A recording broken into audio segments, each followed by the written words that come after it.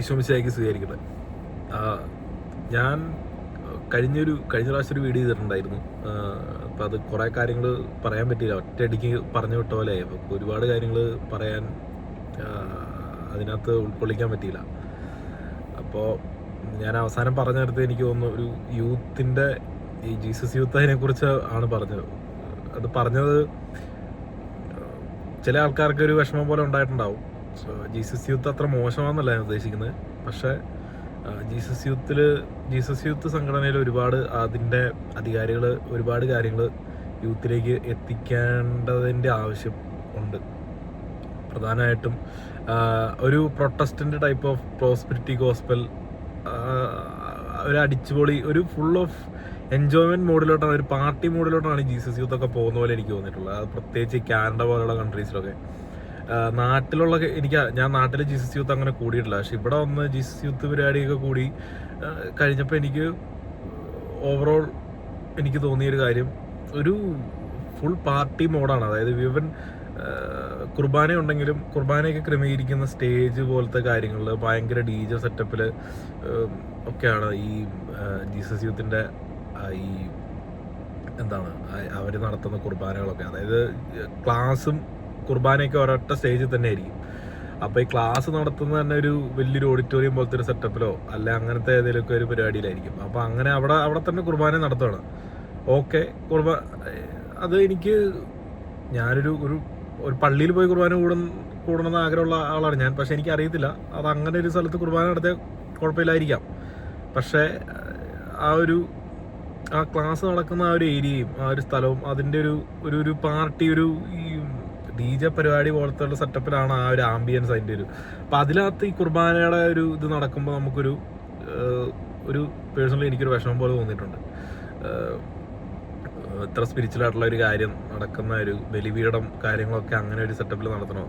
പിന്നെ അത് മാത്രമല്ല, ഇവരുടെ ചില പരിപാടികൾ ഈ ഒരു 3 ദിവസത്തെ പരിപാടിയൊക്കെ ആണെങ്കിൽ അങ്ങനത്തെ ഒരു ക്യാമ്പ് പോലെ ഗ്യാതറിങ് പോലെ 3 ദിവസത്തെ ഞാനൊരു കോൺഫറൻസ് പോലത്തെ പരിപാടിക്കൊക്കെ ഞാൻ പോയിട്ടുണ്ടായി ജീസസ് യൂത്തിൽ. ഇതിന് പോയിട്ട് 3 ദിവസത്തെ കോൺഫറൻസ് കൂടിയിട്ട് ഒരു വമ്പൻ ഒരു ബ്രഹ്മാണ്ടം ഫെസ്റ്റ് പോലെയാണ് പരിപാടി നടത്തുന്നത്. മനസ്സിലായി? കോൺഫറൻസ് ഒരു പ്രൊട്ടസ്റ്റന്റ് രീതി തന്നെ. ഞാൻ കോൺഫറൻസ് എന്നാണ് ഈ പരിപാടിയുടെ പേര് തന്നെ. ജീസസ് യൂത്ത് എന്തോ കോൺഫറൻസ് എന്നുണ്ടായിരുന്നു. അപ്പോൾ ഞാനപ്പോൾ എൻ്റെ ഒരു കൂട്ടുകാരൻ്റെ വീട്ടിലപ്പോൾ ഇത് പരിപാടി കഴിഞ്ഞ് പോയപ്പോൾ അവിടെ ഒരു പ്രൊട്ടസ്റ്റന്റ് ലേഡി ഉണ്ടായി. അപ്പോൾ എന്തിനാണ് ഇവിടെ വന്നതെന്ന് ചോദിച്ചപ്പോൾ കോൺഫറൻസ് ജീസസ് യൂത്ത് കോൺഫറൻസ് ഉണ്ടെന്ന് പറഞ്ഞപ്പോൾ എന്നോട് ഇങ്ങോട്ട് ചോദിച്ചു, പ്രൊട്ടസ്റ്റന്റ് ആണോ എന്ന് ഇങ്ങോട്ട് എടുത്ത് ചോദിച്ചു. നമ്മൾ സോറി അല്ല, കാത്തലിക്കിൻ്റെ തന്നെയാണ്. അപ്പോൾ അവർ പറഞ്ഞു ഞങ്ങൾക്കാണ് ഈ കോൺഫറൻസ് പരിപാടിയൊക്കെ ഉള്ളത്. അപ്പം നമ്മൾ വിചാരിച്ച കാര്യമൊക്കെ തന്നെയാണ് സംഭവം ഇത് നീങ്ങിക്കൊണ്ട് പോകുന്നത്. ആ ഒരു ട്രഡീഷണലിൽ നിന്നും നേരെ വിപരീതമായിട്ട് വേറെ രീതിയിലേക്ക് ഇത് പോകുന്നു.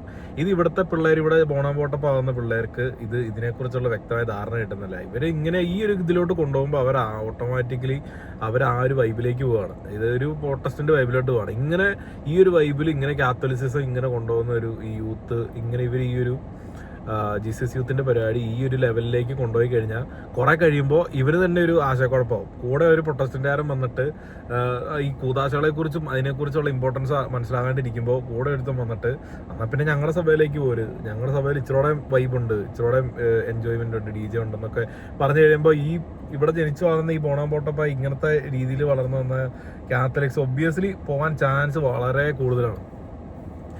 അപ്പോൾ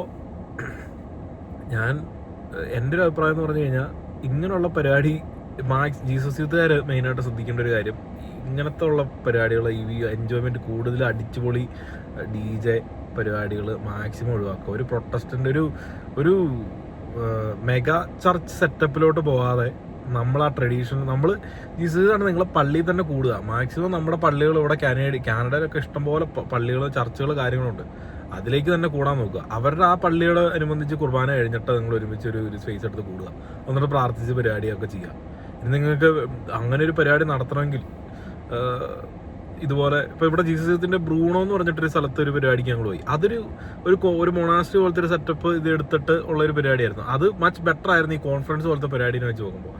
കോൺഫറൻസ് എന്ന് ഇതിനകത്ത് ഇനിയിപ്പോൾ അവർ ധ്യാനം അല്ലാതെ ഒരു ഗ്യാതറിങ് പോലെയാണ് ഉദ്ദേശിച്ചതെങ്കിൽ ഈ കുർബാനയും പരിപാടിയൊക്കെ ഇതിനകത്ത് വരുമ്പോഴത്തേക്കും ഭയങ്കര ഒരു ഇതായിട്ടാണ്. ഈ കുർബാനയ്ക്കകത്ത് ഈ ജീസസ് യൂത്തിൻ്റെ ആൾക്കാർ ഇട്ടേക്കുന്ന ഡ്രസ് കോഡ്, അതിനകത്ത് പെണ്ണുങ്ങളുടെ ഡ്രസ് കോഡ്, ആരോ കാണിക്കാൻ വേണ്ടി വന്ന് നിൽക്കുന്ന ഒരു ഇത്. അതായത് ഞാൻ മെയിൻ ആവണം, എല്ലാവരും എന്നെ വാച്ച് ചെയ്യണം. അതിനകത്ത് പാട്ട് പാടുന്നതാണ്, നന്നായിട്ടൊക്കെ പാട്ട് പാടുന്നുണ്ട്. പക്ഷേ പാട്ട് പാടുന്നവർ ഇട്ടേക്കുന്ന ഡ്രസ്സൊക്കെ കണ്ടു കഴിഞ്ഞാൽ തല തെറിച്ച് പോകുന്ന പോലത്തെ, നമുക്ക് കിളി പാറുക എന്നൊക്കെ പറയില്ല, അതുപോലത്തെ ഒരു ഡ്രസ് കോഡും കാര്യങ്ങളൊക്കെയാണ്.